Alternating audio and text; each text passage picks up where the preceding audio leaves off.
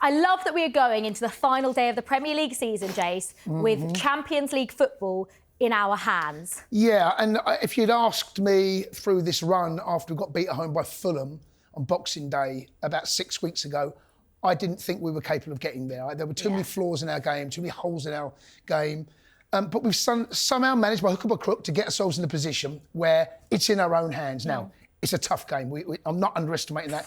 At the time we're doing this, Manchester City have still got to take on Bournemouth. That's a big game. I expect them to win. However, Bournemouth can still potentially get European football. They've got something to play for. Yeah. You look at the teams who've got something to play for. It's tough for Wet Forest. I saw them yesterday against West Ham. Cheering on West Ham, they're terrible, so there's no point. I mean, the Jared Bowen goal was something, though, It was, but, you know, they left themselves too much. You're right, Liv, it's in their own hands.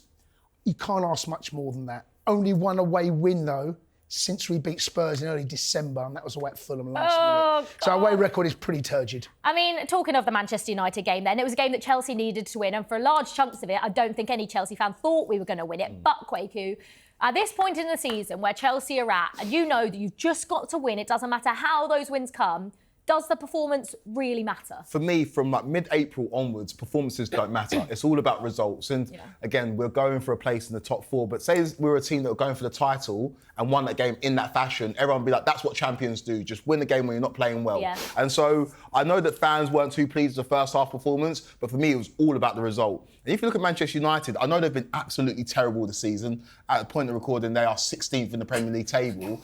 But why are you laughing? It's just I don't think people are actually deeping how bad to be 16th and 17th, United and Spurs, is like you're literally.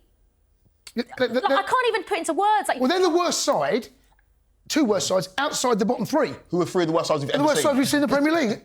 I remember the season we finished 12th 2 years ago. Everybody was talking about it. That's not getting enough coverage. But if you look at Man United in terms of how they can raise their performances, look at their performances in Europe, still unbeaten in that competition. And then you look at their performance in the league. Away at City, won that game. Away at Liverpool, drew that game. Liverpool, best team in the country. And away against Arsenal in the FA Cup, won that game on penalties. And so it's a United team that can raise the performance. And they played a very strong team against Chelsea on Friday. And so for us to get the result in that, absolutely huge. And that's all that really matters. One more game to go, guys. If we do it, we're in the Champions League. And if you asked us at the beginning of the season, is Champions League football and potentially win the Conference League, is that a good season? We'd all say yes. Yeah. Just one thing on that. I can't, well, no, I'll give with Kweku on that.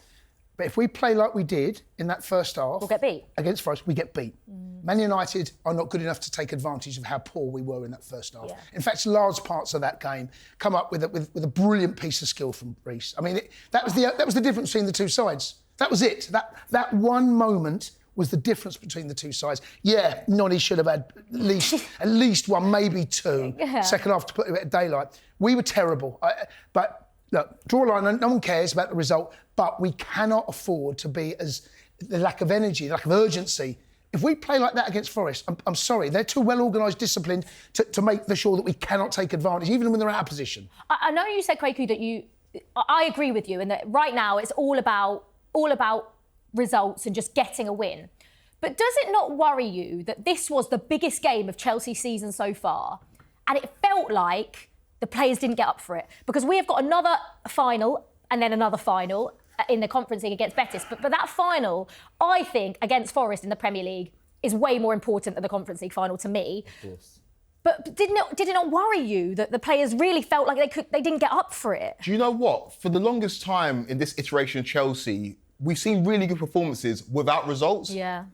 Give me results without performances all day long. That's classic Chelsea, right? That's the heritage of Chelsea. Get like where you're not playing well, maybe not as badly as you played against Manchester United, but give me results over performances. And over the last few weeks, think about how we turned it around against Fulham. Think about we were poor against Everton, but still got the results. We won 4 out of the last 5 league games, one of the most informed teams in the league based on results alone.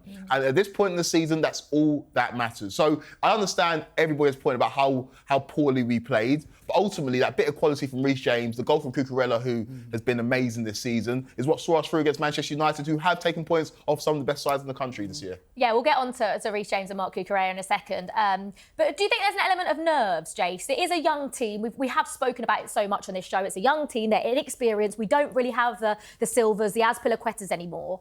Do you think they're a little bit nervous, knowing how big that Man United game was, and the Forest game, and the Betis game we have coming up? I wouldn't go there directly. What we do have is a young squad, and with young players, you get inconsistencies. Yeah. You know, and our season has been so inconsistent. There have been some moments that the highs have been brilliant. There's been one or two really good performances, but largely we've been slightly underwhelming. I think that comes with the squad that we've got, the age of the squad, the lack of experience in that squad at times. There isn't a Silva, there isn't an Aspilicueta, there's not a John Terry. We don't have those type of characters to help us through the tricky times. And, you know, had we conceded against Man United, that Harry Maguire goal was half a kneecap, you know. I'm not sure we've got the character to get back into that game.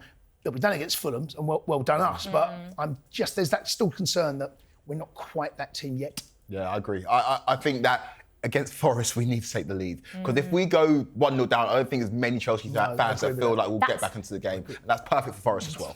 Yeah, I was going to say the way Forest play football, because I think it's good that Forest have something to play for, because they are going to have to come at us at some point. They can't just do what they always do and sit back. However, if they score early, you know exactly how they're going to play, and that suits Elanga. Callum Hudson-Odoi's injured. He said he might be back for the Chelsea game, which I'm sure he is very, very excited for.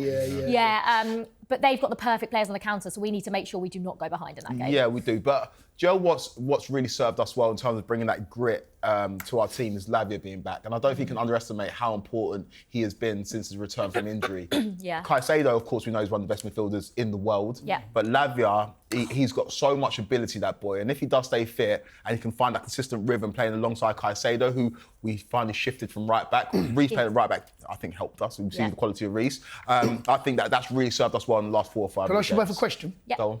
Who do you start up top? Because Tariq George started against Man United, and I felt a bit sorry for him. I thought the game was too big for him. Clearly, he's a talented boy and is going to have a very bright future. I felt at that against the going up balls. You got Harry Maguire coming through the back. You got Lindelof coming through the back of him. Same as Forest, isn't it? Yeah, but Murillo and Milenkovic. Right. I go Palmer, and I keep the wide men the same. And then you've got Caicedo in his best position, Lavia in his best position, Reece James in his best position, Enzo as an 8 or 8 joining 10.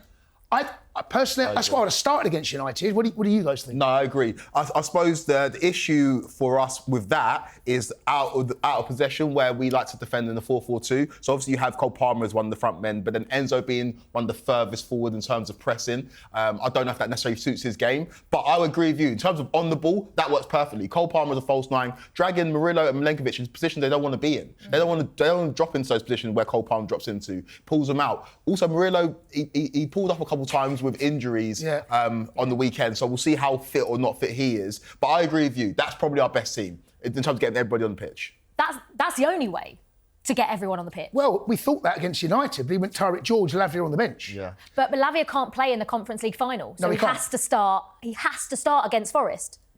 Personally, I agree with you, but that's not what I saw against Man United. Yeah. So that surprised me a little bit, and I felt for Tariq. There was a big task and he didn't really get the support. And there was a bit of a lonely soul up there at times. I feel bad for him. Like, in terms of being put in that position. I think that Tariq George is a very talented young player. Obviously got the goal against Fulham, which is huge. That was a lovely finish. It was a lovely finish. Almost like went under the radar. I don't think many Chelsea fans thought we were going to get back and win that game. And the Neto goal was an absolute worldie in the last minute. Him up top is not the solution. And I just think that with Nicholas Jackson out, a costly elbow against Newcastle, it's left us in a very vulnerable position.